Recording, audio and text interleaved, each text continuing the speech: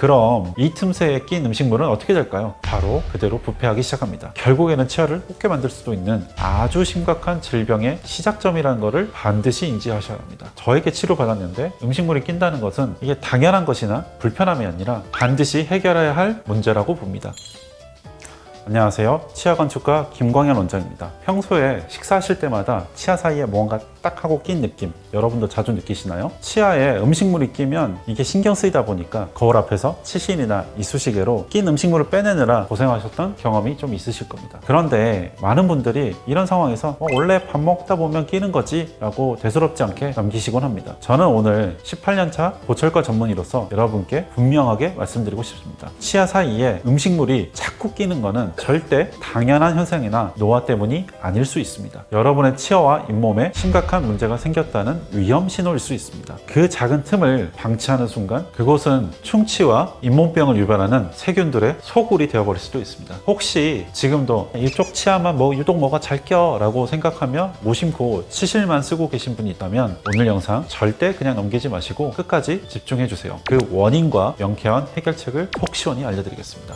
음식물이 치아 사이에 끼는 현상을 저희 전문 용어로는 음식물 압입이라고 부릅니다. 말 그대로 씹는 힘에 의해 음식물이 틈새로 압축되어 있는 현상이죠. 그런데 이게 왜 위험한 걸까요? 양치질을 아무리 열심히 해도 이렇게 박혀버린 음식물 찌꺼기, 특히 고기나 채소의 질긴 섬유질은 잘 빠지지 않습니다. 그럼 이 틈새에 낀 음식물은 어떻게 될까요? 바로 그대로 부패하기 시작합니다. 마치 여름철에 음식물 쓰레기 봉투를 며칠 동안 방치해 놓으면 이게 똑같은 일이 여러분의 입속 그 좁은 틈에서 24시간 내내 일어나는 겁니다. 그래서 이걸 방치하게 되면 생길 수 있는 문제가 첫째, 끔찍한 입냄새를 유발합니다. 둘째, 이 부패한 음식물은 세균의 아주 훌륭한 먹이가 돼요. 이 세균들은 이 먹이를 먹고 강력한 산을 뿜어냅니다. 산이 치아를 녹여서 아주 깊고 발견하기 어려운 인전면 충치나 뿌리 충치를 만들게 됩니다. 셋째, 잇몸에 염증을 일으킵니다. 잇몸이 붓고 피가 나고 결국에는 잇몸뼈인 치조골까지 녹여버리는 치조염으로 악화가 됩니다. 그냥 불편한 문제가 아니라 멀쩡했던 양옆의 치아까지 망가뜨리고 결국에는 치아를 뽑게 만들 수도 있는 아주 심각한 질병의 시작점이라는 것을 반드시 인지하셔야 합니다. 저도 그런 경험이 있는데 평소에는 안 끼다가 어느 날부터 갑자기 끼기 시작하더라고요. 이런 건 왜 그런 건가요? 그 원인은 크게 4가지로 나눌 수 있는데요.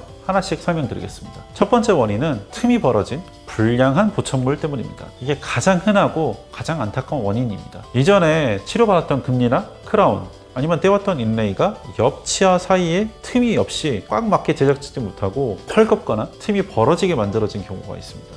원래 건강한 치아들은 서로 이 접촉점이라는 아주 단단하고 긴밀하게 딱 붙어 있어서 음식물이 잇몸 쪽으로 밀고 들어오지 못하게 이게 막아줍니다. 저희 보철과 의사들은 이 접촉점을 재현하는 게 치료의 핵심 중 하나라고 봅니다. 하지만 잘못 만들어진 보철물은 단 0.1mm의 오차만으로도 음식물이 낄 수 있는 틈을 만들 수 있습니다. 만약 특정 부위, 특히 예전에 치료받았던 치아 주변에서만 유독 음식물이 낀다면 그것은 여러분의 양치 습관 탓이 아니라 명백히 잘못 만들어진 보철물이 가능성이 매우 높습니다. 이것은 방치해서는 안 되고 반드시 정교한 재치료가 필요합니다. 두 번째 원인은 치열이 무너진 경우입니다. 우리 치아들은 생각보다 가만히 있지 않습니다. 계속 움직이죠. 치아 하나가 빠진 채로 오래 방치되거나 혹은 사랑니를 뺀 공간으로 뒤쪽 치아가 버팀목을 잃고 앞으로 쓰러지거나 앞 치아들이 뒤로 밀리면서 이게 원래는 촘촘했던 치아들 사이에 없었던 틈이 생겨 음식물이 끼게 됩니다. 마치 도미노가 무너지듯이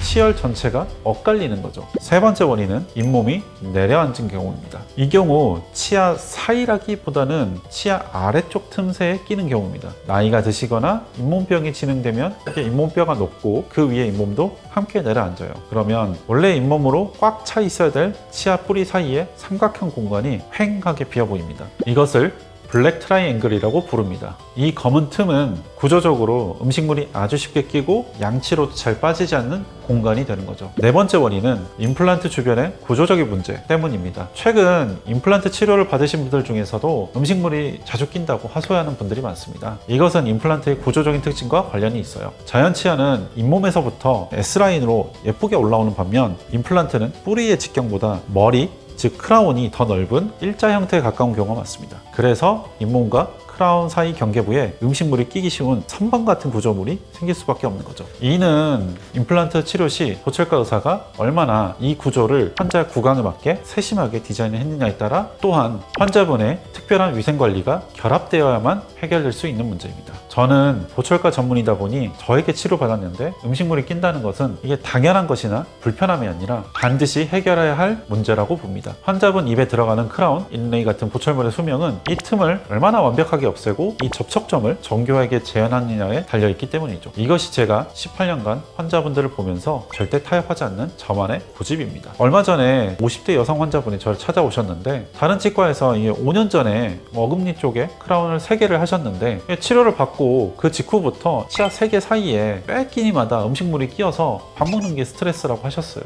그래서 그 치과에 가셔서 몇 번 불평하다고 말씀하셨나 봐요. 근데 이제 그때마다 치과에서 원래 그럴 수 있다, 치실 열심히 쓰라, 이런 말만 들었다고 하시더라고요. 그런데 이제 제가 구강 스캐너하고 엑스레이 등으로 정밀하게 진단해 보니까 아니나 다를까 3개의 금니 사이에 접촉점이 모두 헐겁게 떠 있었습니다. 그래서 저는 환자분께 명확히 말씀드렸습니다. 이건 어머님 잘못이 아닙니다. 이 크라운이 어머님 몸에 안 맞게 헐렁하게 잘못 만들어진 겁니다. 제가 틈이 0.1mm도 없게 딱 맞는 새 옷으로 다시 지어드리겠습니다. 그래서 환자분의 치아 사이 공간을 0.01mm 단위로 정밀하게 측정하고 스캔하고 이 기공소와 여러 번 소통하면서 음식물이 낄 틈이 없는 완벽한 맞춤 보철물 3개를 다시 제작해드렸습니다. 그리고 2달 뒤에 환자분께서 정기검진차 오셔서 이제 밥 먹을 때보다 음식물이 안 끼어서 너무 좋다라고 하시더라고요. 이럴 때 보철과 의사로서 가장 큰 보람을 느낍니다.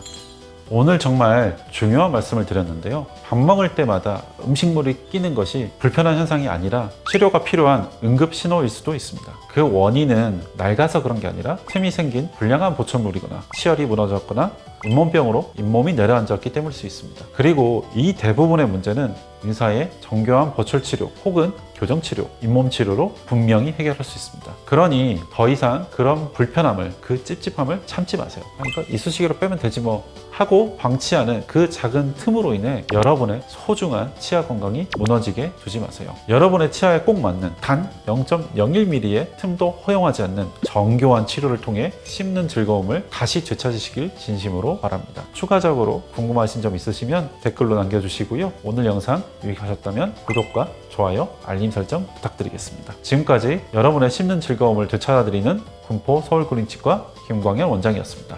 감사합니다.